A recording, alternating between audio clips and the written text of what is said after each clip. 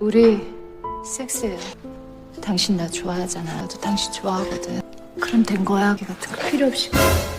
Hello guys, आज की movie का नाम द काइंड वाइफ है, जो 2016 की एक कोरियन सेक्स ड्रामा मूवी है। मूवी एक खूबसूरत लड़की के बारे में है जो एक शादीशुदा पति पत्नी के घर में किराए से रहने लगती है। लड़की को संभोग करने की बहुत चुल रहती है, जिस कारण वो अपने मकान मालिक को सेड्यूस करने लगती है। मकान मालिक का अपने ऊपर कंट्रोल नहीं था, जिस कारण वो उसके साथ इंटीमेट होता है, जिसके बाद दोनों लगातार उसकी वाइफ के पीछे संभोग करते रहते हैं। गाइज, मूवी के प्लॉट को ज़्यादा रिवील न करते हुए वीडियो को शुरू करते हैं।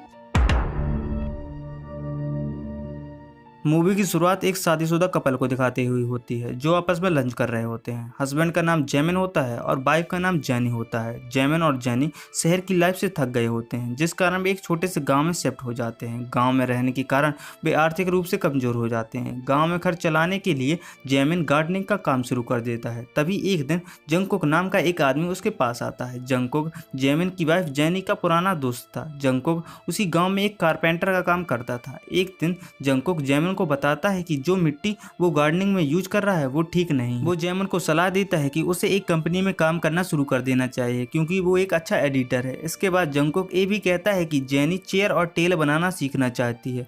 ये सुनकर जैमिन घर जाता है और जैनी से पूछता है कि क्यों तुम जंगकुक से टेबल और चेयर बनाना सीखना चाहती हो। जैमिन को पसंद नहीं था कि उसकी वाइफ जंगकुक के साथ हो, क्योंकि उसे लगता था कि जंगकुक उसकी वाइफ के पीछे पड़ा हुआ है। जैनी कहती है कि वो चाहती है कि वो लकड़ी के बारे में जाने, क्योंकि उसे हाथ से चीजें बनाना पसंद है, इसलिए नहीं कि जंगकुक के साथ कुछ भी। उसी रात जैनी जैमिन से कहती है कि हमें अपने घर के खाली रूम को किराए पर दे देना चाहिए, लेकिन जैमिन उसकी बात को मना कर देता है, क्योंकि वो नहीं चाहता था कि कोई अजनबी उनके साथ रहे। तब जैनी कहती है कि अगर वे अपने रूम को किराए पर दे देते हैं तो उनके पैसे की प्रॉब्लम सॉल्व हो जाएगी। इसलिए जैमिन आखिरकार अपनी वाइफ की बात को मान जाता है। अगले दिन जैनी रूम को साफ करने के लिए बहुत एक्साइटेड होती है, जिसके बाद वो तुरंत रूम को साफ कर देती है और उसे सोशल मीडिया में प्रमोट कर देती है। कुछ दिनों बाद एक लड़की उस रूम को किराए पर लेने के लिए अप्लाई करती है। इसके बाद जैनी जैमिन को उस लड़की को लेने के लिए बस स्टॉप भेजती है। जैमिन बस स्टॉप जाता है और देखता है कि जो लड़की उस रूम को किराए पर लेना चाहती है वो उसकी पुरानी बॉस जीसू है, जब वह शहर में काम करता था। जैमिन समझ जाता है कि जीसू यहाँ पर कुछ गंदा प्लान लेकर आई है, जिसके बाद जैमिन जीसू को लिए बिना ही घर वापस आ जाता है और घर पहुंचकर हैरान हो जाता है, क्योंकि जीसू पहले से ही उसके घर पर होती है। इसके बाद जैमिन और जैनी जीसू से बात करते हैं और उसके इस गांव में शिफ्ट होने का कारण पूछते हैं। जीसू बताती है कि वो एक राइटर है और एक नोवेल लिखना चाहती है। वह कहती है कि उसे रूम बहुत ज़्यादा पसंद आया, इसलिए वो यहाँ पर रहने आई। उसी रात जब जीसू सोने के लिए कमरे में जाती है, तब जैमिन उसके पास आता है और जीसू से कहता है कि तुम्हें मेरा घर छोड़ देना चाहिए और मेरी फैमिली को और डिस्टर्ब नहीं करना चाहिए। यहाँ से हमें पता चलता है कि जीसू और जैमिन का पास्ट में अफेयर था। जैमिन वहाँ से जाने लगता है, लेकिन जीसू उसे रोकती है और उसे सेड्यूस करने लगती है और उसे प्लेजर देने लगती है। जैमिन यहाँ पर कुछ नहीं कर पाता, क्योंकि उसने अपने ऊपर से कंट्रोल खो दिया होता है। इसके बाद जैमिन और जीसू जमकर इंटीमेट होते हैं। अगले दिन जीसू के आने पर जैनी एक डिनर पार्टी रखती है। वे सब जब डिनर कर रहे होते हैं, तब जीसू कहती है कि जैमिन बहुत लकी है कि उसके पास जैनी जैसी वाइफ है। इसके बाद जीसू यहाँ भी अपनी आदत से बाज नहीं आती और अपने पैर से जैमिन के प्राइवेट पार्ट को दबाने लगती है। जैमिन की चौंक लेती है और उसका खड़ा हो जाता है, मतलब वो खड़ा हो जाता है। यहाँ पर जैनी सोचती है कि जैमिन ड्रिंक लेने के लिए उठाए, इसलिए वो उसे रोककर खुद ड्रिंक लेने के लिए चली जाती है। जब जीसू और जैमिन अकेले होते हैं, तब जैमिन जीसू से फिर कहता है कि तुम्हें मेरा घर जल्द ही छोड़ देना चाहिए, लेकिन जीसू कहती है कि वो उसका घर नहीं छोड़ेगी, क्योंकि उसे जैमिन से प्यार हो गया है। जीसू जैमिन को धमकी देती है कि अगर उसने उसे घर से निकाला तो वो उसकी वाइफ को उनके रिलेशनशिप के बारे में बता देगी। इसके बाद जैनी ड्रिंक लेकर वहां आ जाती है। जैनी जैमिन से कारपेंट्री का काम सीखने के लिए इजाज़त मांगती है। जैमिन जैनी को हाँ कर देता है। अगले दिन जैनी जंगकुक के घर जाती है और कारपेंट्री का काम सीखने लगती है। अगले सीन में हम देखते हैं कि जीसू जैमिन के कमरे में जाती है और उसके कपड़े देखकर अपने पास्ट को याद करने लगती है, जब उसका जैमिन के साथ अफेयर था। तभी जीसू जैनी को आते हुए देखती है, जिसे जंगकुक छोड़ने आया था। जीसू को यहाँ पर एक गंदा आइडिया आइडिया आता है, जिसके बाद जीसू जंगकुक के पास जाती है और उससे कहती है कि उसका जैमिन के साथ अफेयर है और वो जैमिन को पाना चाहती है, इसलिए वो जेनी और जैमिन के रिलेशनशिप को बर्बाद करना चाहती है। वो जंगकुक से पूछती है क्या तुम मेरी मदद करोगे जेनी और जैमिन के रिलेशनशिप को बर्बाद करने के लिए। जंगकुक पहले मना करता है, लेकिन जीसू के यह कहने पर कि अगर वह जेनी को सेड्यूस करने में कामयाब हो जाएगा तो वो उसे बहुत सारे पैसे देगी। जंगकुक मान जाता है। उसी रात जब जैमिन जेनी के साथ रूम में सो रहा होता है तभी अचानक जीसू उस रूम में आती है और जैमिन को उसके साथ संभोग करने के लिए फोर्स करती है। इसके बाद दोनों फाइनली उसी रूम में जेनी के पीछे सेक्स करते हैं। अगले दिन जेनी जीसू से पूछती है कि तुमने कितने नोवेल लिखे हैं।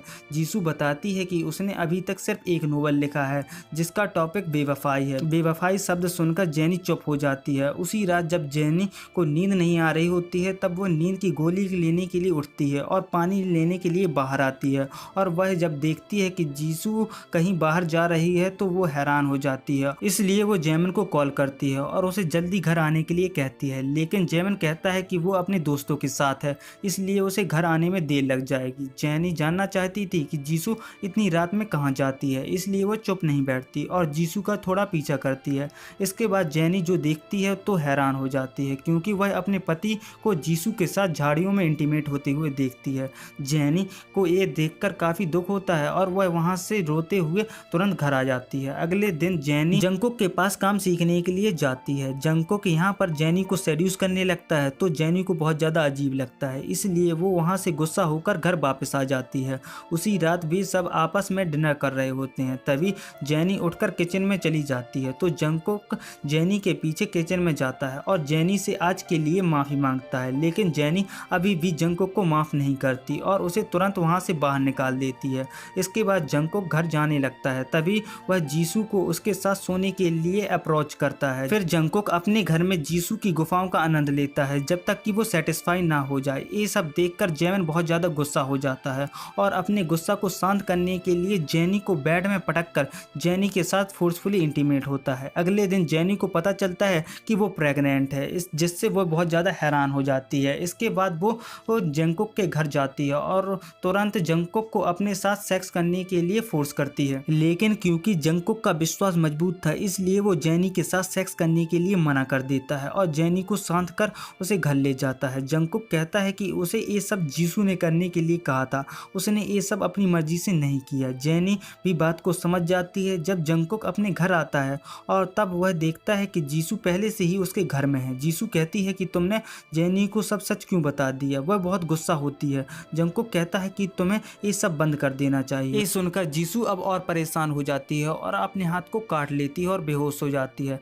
दूसरी ओर जैमिन घर जाता है और देखता है कि जेनी खाना बना रही है। जैमिन पूछता है कि क्या हुआ तुम्हें। तब जेनी पूछती है कि तुम्हारा और जीसू का क्या रिश्ता है। जैमिन जवाब दिए बिना ही जाने लगता है। तब उसे एक मैसेज आता है जो जंगकुक का होता है। मैसेज देखकर जैमिन चौंक जाता है क्योंकि उसमें लिखा होता है कि जीसू अस्पताल में है। जैमिन जल्दी से घर से हॉस्पिटल जाने लगता है, लेकिन जेनी जैमिन के ऊपर अटैक करती है और उसे बेहोश कर एक कार्ट में बंद कर देती है।